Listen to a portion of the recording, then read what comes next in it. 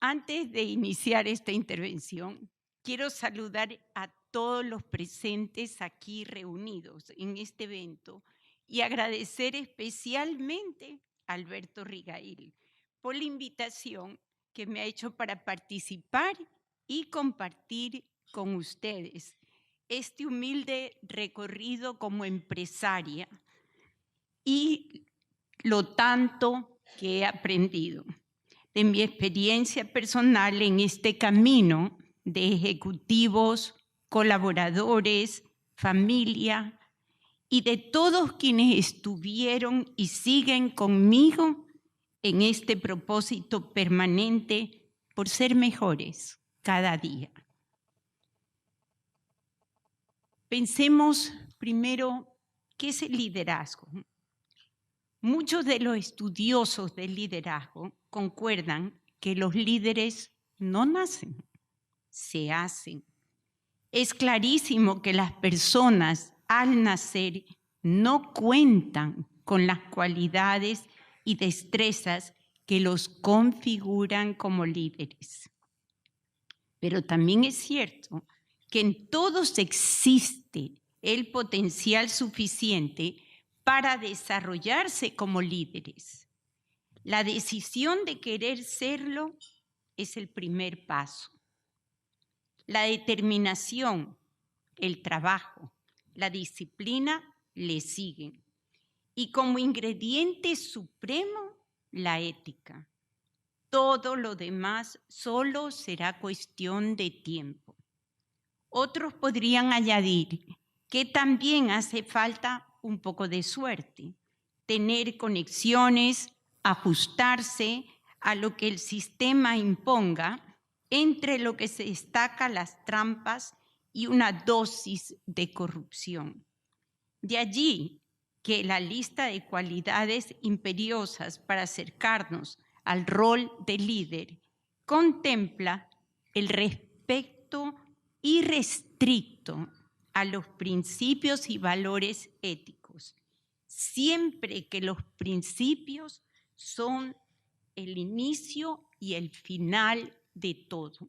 Eso siempre debemos de considerarlo. En lo personal, nunca he estado de acuerdo en categorizar como líderes a hombres o mujeres que sacrificaron sus principios y valores éticos para convertirse en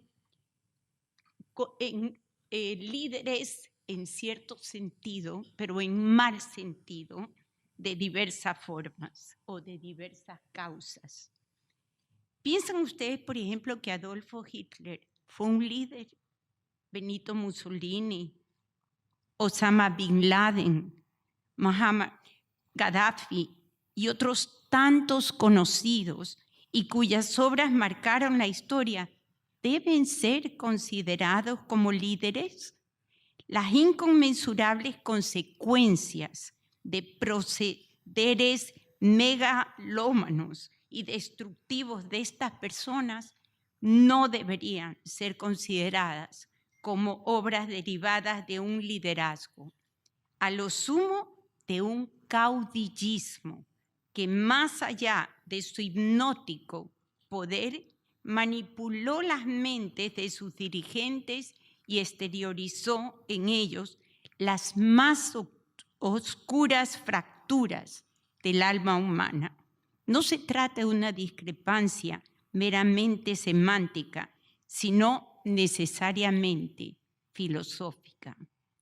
El liderazgo, como debe ser concebido, tiene que ser constructivo, motivador, audaz, democrático, autocrático, conciliador. Si tus acciones inspiran a otros a soñar más, a aprender más, a hacer más y convertirse en algo más, entonces eres un líder, dice John Quincy Adams, expresidente de Estados Unidos. Y es verdad, el liderazgo debe ser transformador de vidas, que inspire a los demás a dar lo mejor de sí para una causa común, donde todos se beneficien, donde todos ganen, donde se construya armonía.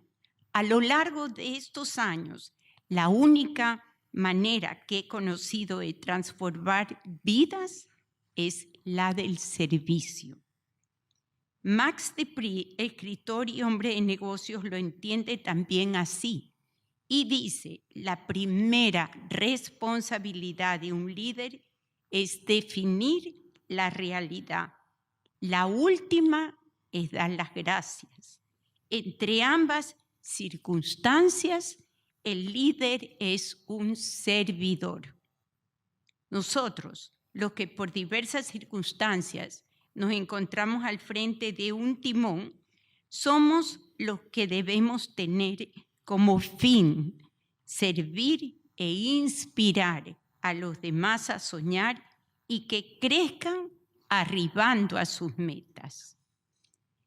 A raíz del fallecimiento de mi padre, debido a un arreglo familiar, asumí el 51% del ingenio azucarero Valdés, la mayoría de las acciones del Mall del Sol y el 75% de los terrenos frente a este centro comercial.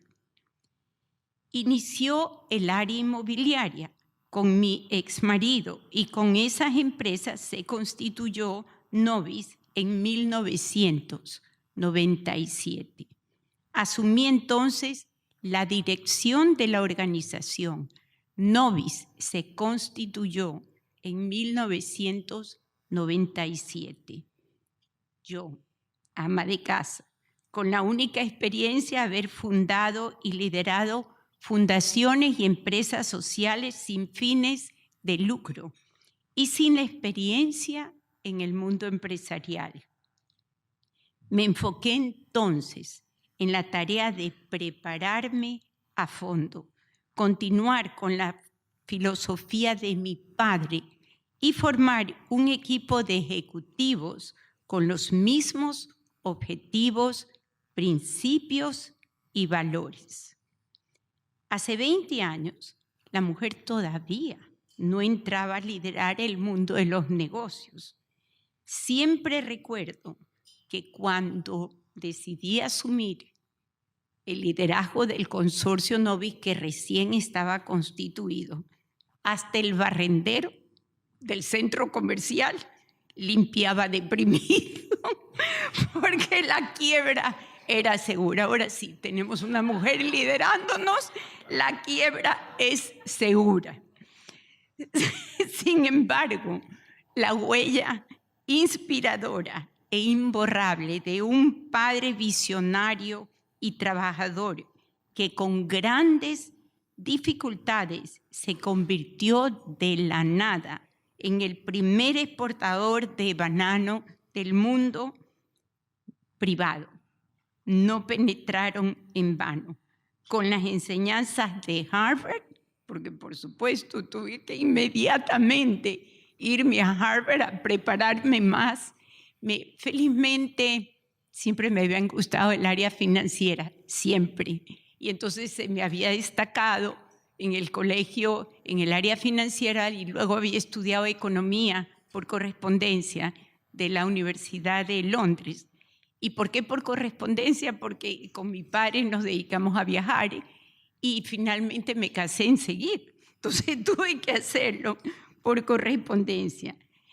Pero con estas enseñanzas, con los mejores profesores de Harvard, logré un equipo de ejecutivos y colaboradores que, a pesar de sus diferencias, componen la imagen de un consorcio que no se amedrenta con las dificultades, sino que las convierte en oportunidades. Para esta trayectoria, los consejos de John Brennan en el programa de Advanced Management de Harvard fueron claves. Estos los resumiré más adelante.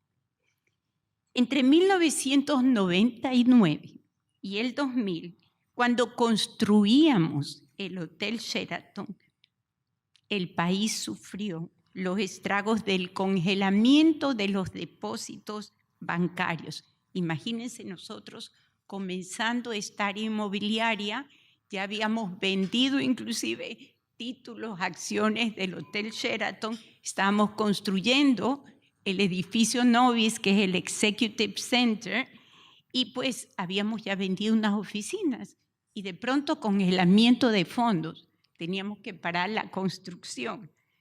Más de 1.800 millones de dólares de la banca privada fueron congelados con los resultados catastróficos que eso significó para todos. Aparte de eso, nosotros teníamos deudas que eran frente al centro comercial, eran estos terrenos que se habían casualmente comprado con deuda y en ese momento los intereses subieron a un 18%. Imagínense con congelamientos de fondos, con los intereses a 18%, ¿cómo íbamos a pagar estas deudas? En Pronovis, nuestra empresa inmobiliaria, habíamos captado dinero ya por la venta de los títulos para construir el Hotel Sheraton a través de la titularización, pero simplemente no podíamos usarlo. Imagínense, en medio de la construcción nos quedamos sin poder tomar un solo centavo de nuestras cuentas. ¿Cómo hacer entonces para no detener la construcción del Sheraton y del Executive Center y cumplir con nuestros clientes que ya habían pagado sus títulos y oficinas? Los bancos no podían otorgar créditos, no había flujo por ningún lado.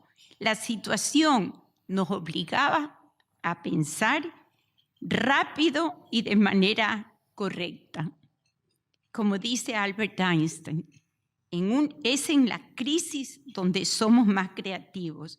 Es ahí cuando decidimos volver a usar una de las herramientas de negociación más sencillas y primitivas, pero no por eso obsoleta, que existe prácticamente desde que el hombre dejó de pertenecer a las sociedades nómadas, el trueque. Teníamos que inventarnos algo, teníamos que ser innovativos. Y a propósito, esto de la innovación es sumamente importante, recuerden siempre, en todas las empresas, algo innovativo. El intercambio o el canje de bienes o servicios. Que necesitamos materiales de construcción, pues los canjeábamos con los proveedores por oficinas que teníamos en el edificio Executive Center, sede Novis, que estaba también en el proceso de construcción. Que necesitábamos para la pintura, la canjeábamos por títulos del mismo Hotel Sheraton. En fin, de esa manera, la construcción nunca se detuvo y gracias a Dios pudimos entregar la obra en los plazos establecidos. Ahí quiero hacerles también una pequeña pausa y casualmente dirigirme que a veces, qué bueno que es ser mujer, porque en esa época, casualmente como no habían mujeres liderando las empresas y nosotros debíamos tanto dinero de estos terrenos, entonces el banco nos mandó un aviso que nos iba a quitar los terrenos. Y por supuesto, entonces yo dije, no, yo tengo que ir a visitar al presidente del banco personalmente y explicarle que no es que no le quiero pagar, es que la situación del país hoy no me permite hacerlo. Entonces fui efectivamente con mi más alto ejecutivo en esa época y le hablé al presidente. Entonces le dije, mire, yo no quiero que me condone la deuda, lo único que quiero es que me ayude y me la dé a más largo plazo y yo le voy a ir pagando, no se preocupe que yo le voy a pagar. Total es que el presidente del banco me lo aceptó y mi alto ejecutivo me decía, eso es porque es mujer. A mí me hubiera sacado de ahí de la oficina como que sin nada.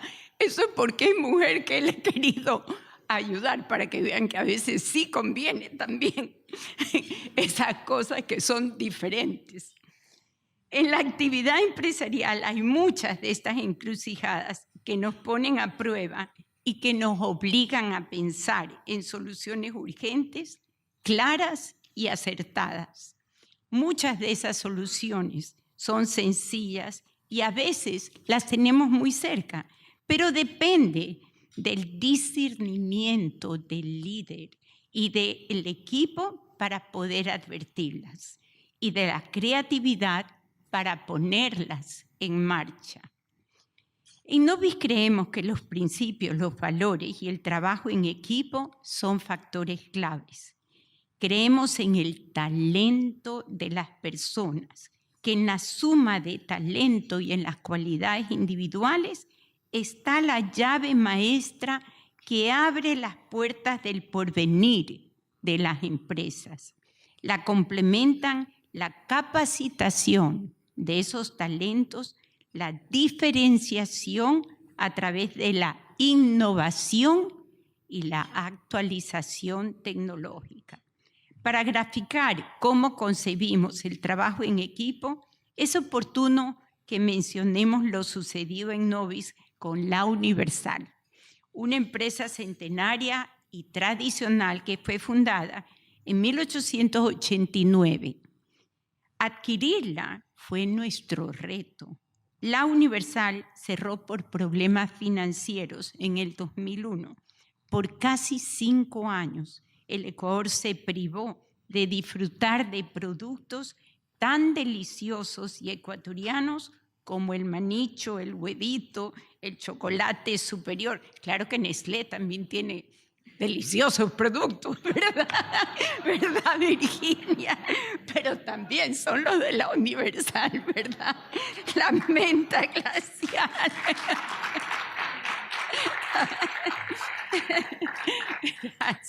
Decenas de marcas que nos habían acompañado desde niños. En ese entonces, más de 800 trabajadores se constituyeron en legítimos propietarios de los activos de las marcas, pues nunca recibieron liquidaciones cuando la fábrica quebró. Su adquisición fue un verdadero desafío. Habían venido multinacionales de varias partes y todo tratando de adquirirlo, pero ¿cómo poner de acuerdo a 800 trabajadores en el precio? Muchas empresas internacionales habían tratado, pero nosotros como grupo decidimos hacerlo y rescatarla.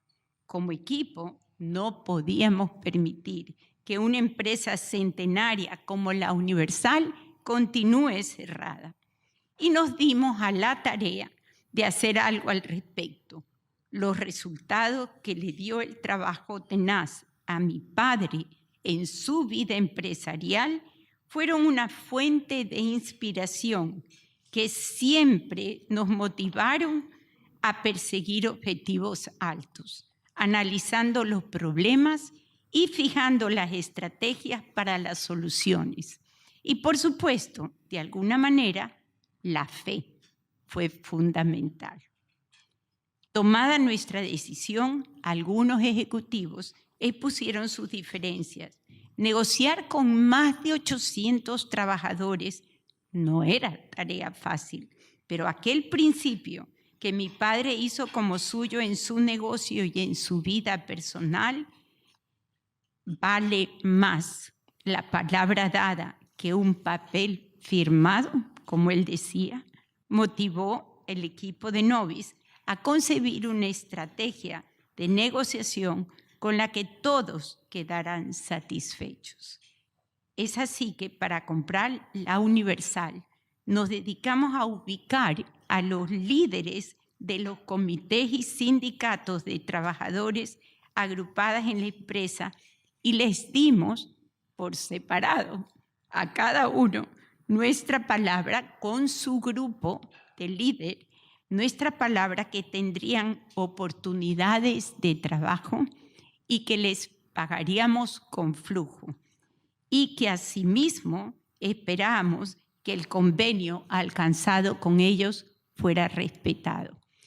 Finalmente logramos llegar a acuerdos con los distintos grupos y se hizo la compra de La Universal. Nunca firmamos ningún contrato hasta el final, pero sin embargo, a los que venían los hacíamos firmar el acuerdo. A ver, hemos quedado en esto. Queremos estar seguros que ustedes lo han entendido. ¿Cómo les vamos a pagar? ¿Cuánto les vamos a pagar? ¿Cómo va a ser el acuerdo? Entonces, esto se va a firmar. No tiene ningún valor legal, porque hoy en día no están ustedes vendiendo sus acciones con esto, pero ya se están comprometiendo. Y así lo hicimos. Luego ya pues vino la parte legal y los ejecutivos y las demás áreas, todos trabajando en equipo, estuvimos muy comprometidos con la causa y llegamos a acuerdos entre los 800 trabajadores y se legalizó la compra. Por la compra de sus acciones, los trabajadores cederían a un fideicomiso la propiedad de estos activos y las 182 marcas de la Universal. Todo Novis se involucró con pasión y hoy esos productos y marcas, gracias a Dios, están en las perchas de los centros de consumo del país y del exterior. Es importante mencionar que en esta experiencia se puso a prueba el compromiso de trabajar en equipo, muy a pesar de que hubo desacuerdos iniciales producto de la complejidad que suponía lograr un acuerdo entre tantas personas. Sin embargo, tomada la decisión, todos arrimaron el hombro y olvidaron las diferencias de criterios a favor de lograr el rescate de esa empresa emblemática que es parte de la historia de Guayaquil y del Ecuador. La visión y el liderazgo para dirigir a buen puerto una empresa se basa, sin lugar a dudas, en el empoderamiento de los ejecutivos, jefes y mandos medios, en el respeto a su profesionalismo, capacidad y experiencia, en el respeto de sus espacios vitales para que puedan desarrollarse con libertad. Aquí se me va a quejar un poquito, Roberto está todavía aquí, para decir, pero usted de vez en cuando me llama el domingo o el sábado, ¿verdad, Roberto? Lo peor es que a veces en la noche le mando un mensaje, yo a las 3 o 4 de la mañana diciendo, lo va a encontrar Roberto cuando se levante para que me conteste, y me contesta enseguida. Estamos de todas maneras conectados. Todo el personal de una empresa es parte de un engranaje que contribuye a mover el aparato productivo, desde la persona que hace la limpieza hasta el presidente ejecutivo que toma las grandes decisiones. Todos tienen que ser respetados y son parte de un engranaje. Imagínense, al entrar en una empresa, solamente el hecho de que el portero te reciba con buena cara y todo ya es una bienvenida, es parte del engranaje. En relación a esto, no sé si recuerdan la película Apolo 13, si la vieron, sabrán que se trata de la dura tarea que enfrentaron los tripulantes y todo el equipo que estuvo detrás de la misión espacial, como todos conocen, fallida, pero con un desenlace inspirador. Lo que empezó como una aventura se convirtió en una lucha por traer a la tripulación sana y salva a la Tierra. En todas las decisiones que el líder de la misión debió tomar, estaba en juego la vida de los tripulantes del Apolo 13. Él trazó el objetivo y ofreció directrices claras a los jefes de los equipos involucrados en dar soluciones a las dificultades. La comunicación entre ellos fue fluida, todos se escuchaban. Basaron sus estrategias en datos y asumieron todos los problemas que se les presentaron como retos. Trabajaron unidos y contribuyeron a lograr lo que anhelaban, traer a los tripulantes con vida. Esa misión mostró al mundo que con tesón e ingenio se puede hacer posible lo inimaginable. Volviendo un poco a mis inicios como empresaria, es necesario enfatizar que durante mi preparación para tomar el control de las empresas que debía administrar, asistí a un programa de Advanced Management en Harvard Business School. Era pues con los mejores profesores de Harvard. Me recuerdo, un curso bastante oneroso, pero valía la pena, porque realmente tenía que asumir estas responsabilidades y me fui a tener la mejor preparación posible para eso. En ese programa que recuerdo tanto, conocí a John Brennan, CEO de Vanguard en Estados Unidos. Él nos brindó una conferencia que francamente ha marcado mi vida empresarial y que la he servido en mi organización como GPS para caminar juntos hacia las metas. Fueron muchísimos conferencistas, pero extraordinarios, inclusive el que manejaba PepsiCo a nivel mundial, fueron algunos, pero este hombre era tan claro en su mente que, por supuesto, apunté cada cosa que él decía para poderla traer y compartirla con el equipo de ejecutivos. Estos fueron sus consejos. Decían, ¿quieren ustedes tener éxito? Les voy a decir cuáles son las claves del éxito. Tener sentido de urgencia. Elige el mejor equipo, uno en que puedas confiar y que complemente tus cualidades personales. De lo contrario, tu progreso será lento. No pierdas tiempo. Cuando he dado conferencias así a chicos jóvenes que se están graduando o de universidad o eso, me dicen, pero ¿y cómo vamos a elegir nosotros nuestro mejor equipo? Es que te tienes que poner en tu puesto. El mejor equipo tuyo es que si tú eres creativo y el otro, y tienes un estudiante que es excelente en matemática, que una vez cógelo a ese estudiante para trabajar contigo. No es que tiene que ser un equipo que tú no puedas pagar. Tú tienes que escoger entre los tuyos el mejor. Siempre piensa en equipo. Ya no existe la palabra yo hice esto, nosotros, porque somos un equipo. Comunícate, cara a cara, por redes sociales, por Skype, por video, por medios tradicionales, etc. La comunicación nunca es excesiva. Supervisa esa comunicación. Muchas veces uno cree que ha comunicado y el otro ha entendido diferente. Entonces tienes que realmente supervisarla. Lidera con el ejemplo. Maneja tu tiempo. Resístete a la nostalgia y complacencia de continuar con un personal que no funciona o con acciones y actitudes que hayan sido eficientes en el pasado. Sobreponte al conformismo. Toma decisiones basadas en hechos y no en anécdotas. Discrimina los datos que no se basan en hechos concretos. Mantén a tu equipo compenetrado con el negocio.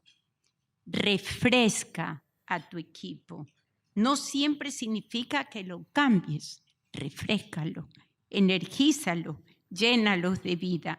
Sé humilde, pide ayuda. Aprende, renuévate y crece. Siempre hay que recordar que el poder reside en la gente. Deben ser líderes, energízalos.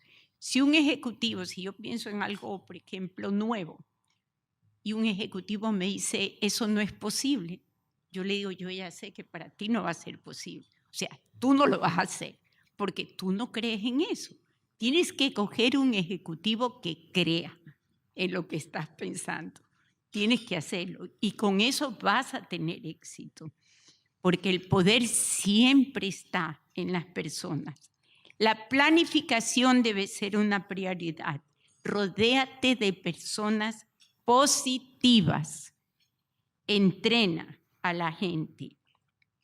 Hoy en día se habla en el mundo también de la inversión de impacto, aquella que genera transformación social en las comunidades menos favorecidas. Si bien todo emprendimiento debe ser sostenible, busquemos aquellos que además generan riqueza para los sectores más necesitados. Como ejemplo, les puedo dar un ejemplo. Hoy en día, en el consorcio, nos encontramos en la tarea de generar exportaciones, pues nuestro país está requiriendo divisas. Entonces, pero al exportar, nos dedicamos a involucrar a pequeños productores que necesitan nuestro apoyo para mejorar su productividad y calidad. La idea es poderlos ayudar en su calidad, su productividad y al mismo tiempo, si quieren crecer, ver cómo les podemos conseguir fuentes de dinero para que ellos puedan crecer, ¿no? Liquidez. El beneficio del precio justo y de financiamiento para quien así lo requiriere son ganancias que finalmente aumentan el bienestar de estos pequeños productores y sus familias. Finalmente quiero resaltarles que conozco gente que se graduó de muy temprana edad, pero consiguieron ser su primer empleo a los 30. Conozco personas también que jamás fueron a la universidad, como mi padre, por ejemplo, pero encontraron lo que los hacía felices y su rumbo desde los 18. Hay muchas personas que terminaron sus estudios y encontraron empleo inmediatamente con una buena paga, pero odiando lo que hacen. Hay personas que estaban muy seguras de lo que iban a hacer a los 20, pero que cambiaron de parecer a los 30 y luego a los 40. Intento decirles que todo en la vida ocurre según nuestro reloj personal. Sucede cuando tiene que suceder, pero persigan siempre su sueño, aun cuando estemos o no preparados. Ni antes ni después podríamos sentir que otras personas van adelante o detrás de nosotros en la vida, pero en realidad todo sucede en el interior. Todos tenemos nuestro propio tiempo y reloj. Por eso, si no se les ocurre esa idea que revolucionará el mercado o fracasan en algún emprendimiento, trabajo o empresa, no se desesperen. Además, no todo siempre es perfecto. A veces uno tiene que pasar experiencias amargas para poder casualmente aprender. Es necesario ser pacientes. Cultivar la paciencia es un gran desafío personal. La paciencia y la perseverancia. Vincent Van Gogh comenzó a pintar a los 27 años. Amancio Ortega fundó Zara cuando tenía casi 40 años. Stan Lee creó su primer cómic exitoso, Los Cuatro Fantásticos, justo antes de su cumpleaños 39. Entonces, Harlan Sanders, más conocido como el Coronel Sanders, tenía 62 años cuando formó la franquicia Kentucky Fried Chicken en 1952. Agatha Christie comenzó a ser famosa en sus libros después de los 70 años. Todo el mundo tiene su tiempo, pero lo importante es hacer las cosas bien finalmente. Roberto Gómez Bolaño estuvo trabajando en televisión por años, pero no fue hasta los 42 que comenzó su legado con El Chavo del Ocho. Siempre es grandioso alcanzar nuestras metas en cualquier tiempo. Cuando lo logren será, sin lugar a dudas, en el tiempo perfecto. Para culminar, a propósito de esta cavilación y de la euforia del Mundial de Fútbol que vivimos hoy, Edison Cavani, delantero de la selección de Uruguay, hace pocos días dijo: cuando eres un niño, tienes esa sensación de que la persona más exitosa es la que tiene más cosas. Cuando creces, te das cuenta que la persona más exitosa es la que tiene la sabiduría para vivir la vida. Ha sido un placer compartir estos minutos con ustedes. Les deseo una vida personal y empresarial maravillosa y llena de logros. Un abrazo a cada uno de ustedes. Gracias.